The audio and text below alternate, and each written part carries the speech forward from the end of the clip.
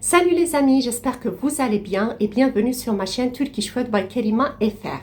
Alors aujourd'hui, on va voir le gérondif dans la langue turque en utilisant ou bien le arak ou le erek. Mais avant de commencer notre cours, n'oubliez pas de vous abonner à mon compte Instagram Turkish Food by Kerima qui s'affiche ici en bas. Je vais commencer à poster de courtes vidéos sur des expressions, des phrases, des mots, du vocabulaire. Donc n'hésitez pas à vous abonner. Maintenant, sans plus attendre, on va commencer notre cours. En premier, on commence par le arak ou bien le erek. Alors, c'est un gérondif qui exprime la manière dont est fait une action. Généralement, dans les phrases qui contiennent un arak ou bien un erek, il y a deux actions qui se passent en même temps, c'est-à-dire qu'il y a deux verbes et qui ont le même sujet. Ça, c'est très important. Maintenant, on va voir comment ajouter ces arak ou bien erek à notre verbe. On prend la racine de notre verbe, c'est-à-dire qu'on va supprimer le suffixe de l'infinitif qui est le mak ou bien le mec. Ensuite, on rajoute un y si notre base verbale se termine par une voyelle et par la suite un arak si la dernière voyelle de notre base verbale est une voyelle dure et un erek si la dernière voyelle de notre base verbale est une voyelle douce. Comme premier exemple, on a eve koşarak geldi. Je répète, eve koşarak geldi. Ça veut dire, il est venu à la maison en courant. Si on veut se poser une question ici, alors on va dire, comment il est venu à la maison? Eve nasıl geldi? Koşarak geldi. C'est-à-dire qu'on se pose la question, comment? Nasıl. D'accord? Notre gérondif est koşarak, en courant. Ici, on a rajouté un arak. Pourquoi? Parce que la dernière voyelle de notre base verbale est une voyelle dure. Le deuxième exemple, ablam temizliği müzik dinleyerek yapıyor. Je répète, ablam temizliği müzik dinleyerek yapıyor. Qui veut dire, ma sœur fait le ménage en écoutant de la musique. Je répète, ma sœur fait le ménage en écoutant de la musique. Alors ici, on a le gérondif dinleyerek. On a rajouté le y. Pourquoi? Parce que notre base verbale s'est terminée par une voyelle. Et on a choisi le erek. Pourquoi? Parce que la dernière voyelle de notre base verbale est une voyelle douce. Alors, ablam temizliği müzik dinleyerek yapıyor. Comment ma sœur fait le ménage? Elle fait le ménage en écoutant de la musique. Çocuklar okula yürüyerek gidiyorlar. Je répète, çocuklar okula yürüyerek gidiyorlar.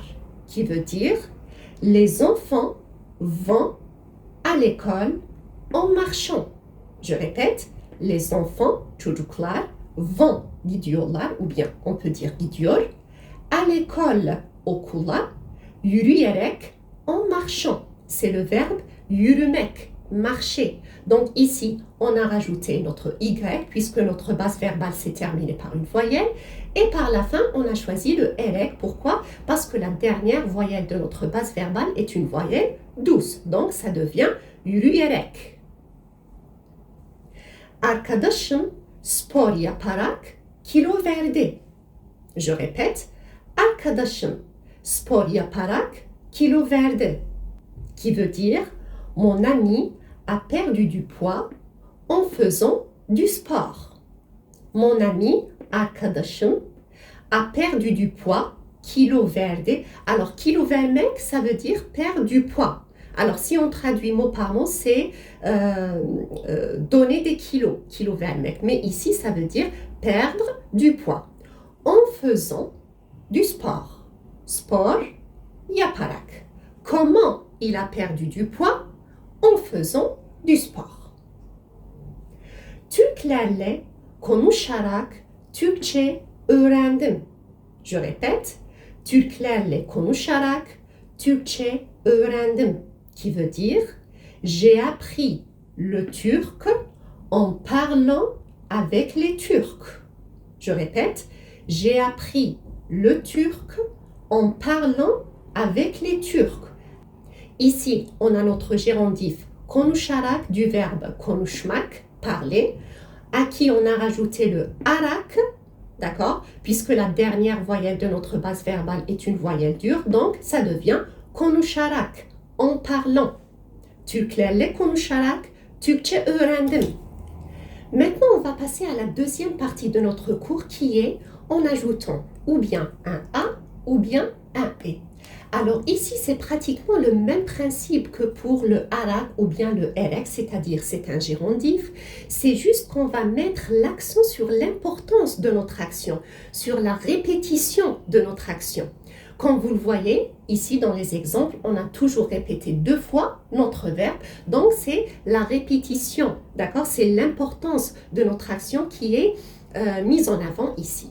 Alors, pour la former, c'est très simple, c'est-à-dire qu'on va prendre notre base verbale, on va rajouter un Y si notre base verbale se termine par une voyelle, ensuite on ajoute un A si la dernière voyelle de notre base verbale est une voyelle dure, et un E si la dernière voyelle de notre base verbale est une voyelle douce.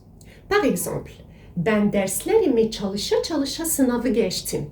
Je répète, ben derslerimi çalışa çalışa sınavı geçtim. Alors ici, on a mis l'importance sur l'action de travailler, d'accord? On a répété 2 fois notre verbe çalışmak, d'accord? Le verbe çalışmak, c'est travailler. On a rajouté un A au lieu d'un E, puisque la dernière voyelle de notre base verbale est une voyelle dure. Donc ça devient « J'ai eu mon examen, sınavı geçtim, en travaillant, çalışa çalışa, mes cours. » derslerimi, d'accord? Mais on veut ici montrer l'importance de mon travail. C'est que j'ai beaucoup travaillé, d'accord? J'ai répété, j'ai travaillé. Çalışa çalışa. On a bien répété notre verbe ici. Par exemple, dans cette phrase, gözümün içine baka baka yalan söylüyor. Je répète, gözümün içine baka baka yalan söylüyor. Qui veut dire, il ment en me regardant droit dans les yeux. Alors, j'ai voulu vous mettre cet exemple parce qu'il l'utilise souvent dans la vie de tous les jours. C'est plutôt une expression. Alors, il ment, yalan söylüyor. En me regardant, baka baka, c'est le verbe bakmak, d'accord? Gözümün içine, alors, on peut le traduire en français, droit dans les yeux, d'accord? Donc, gözümün içine baka baka yalan söylüyor.